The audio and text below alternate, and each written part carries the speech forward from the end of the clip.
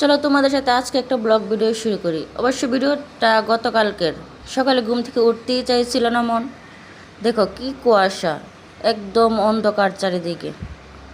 তো তারপরে কিছু করার নেই, উঠতেই হবে। তো ফার্স্ট অফ অল দেখো আমার রুমটা কতটা গোছালো। এখন আমি তুড়ি মেরে একদম সব কিছু ক্লিন করে ফেলবো। তো এই তো দেখো শেষ। এবার আমি আমার রুমটা একদম ক্লিন করব, ঝাড়ু দেব। তো বলতে বলতে তো আমি ঝাড়ু নিয়ে আসছি, দেখো রুম ঝাড়ু দেব। তো প্রথমে ঝাড়ু শুরু করব বারান্দা থেকে। এই তো আমি আমার বারান্দা ঝাড়ু দিচ্ছি। তারপর আস্তে আস্তে পুরো রুমটাই পরিষ্কার করতে হবে, পুরো বাসাটাই ক্লিন করতে হবে। তো এই তো আমি আমার ফার্স্ট বেডরুমটা ঝাড়ু দিচ্ছিলাম। আর এতে কষি কাঁটাটা দেখছো পাপোশ, এটা আমার আম্মু নিজের হাতে আমার জন্য বানিয়েছে। এটা কেমন হয়েছে অবশ্যই বলবে। তারপর আমার বেডরুম ঝাড়ু দেওয়ার পর আমি এবার আমার মাথাটা একটু আশ্রিয়ে নেব, চুলটা আশ্রিয়ে নেব।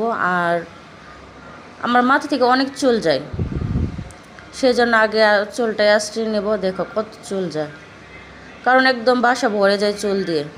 আর এই ব্যান্ডটা না আজ থেকে 3-4 বছর আগের। এই কালার নষ্ট হয়ে গেছে, কিন্তু ব্যান্ডটা এখনও ঠিক আছে। তারপরে এই তো দেখো মেঝেতে বোঝা যাচ্ছে না, কিন্তু অনেক চুল। এখন আমি এই রুমটা ঝাড়ু দেব, দিয়ে পুরো বাসা একদম সুন্দর মতো ঝাড়ু দেব। আমার ঝাড়ু দেওয়া প্রায় কমপ্লিট।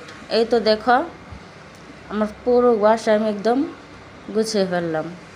অবশ্য সকালে হালকা পাতলা যেরকম গোছাতে হয় ওইরকমভাবেই একটু ঝাড়ফুঁক দিয়ে দিলাম। তো তারপর আমি তোমাদের আমার বাসা থেকে আকাশের ভিউটা একটু দেখাচ্ছিলাম। এই তো দেখো এখন কুয়াশাটা একটু কেটে উঠছে, বাট এখনও ভালোভাবে কাটে নেই। এই তো দেখো এখন আমি ব্রাশ করব। আমি আগে রুমটা ক্লিন করলাম, তারপর ব্রাশ করব। আর ব্রাশ করতে করতে চলো তোমাদেরকে দেখাই। আমার এই রুম থেকে না সুন্দর একটা ভিউ দেখা যায়।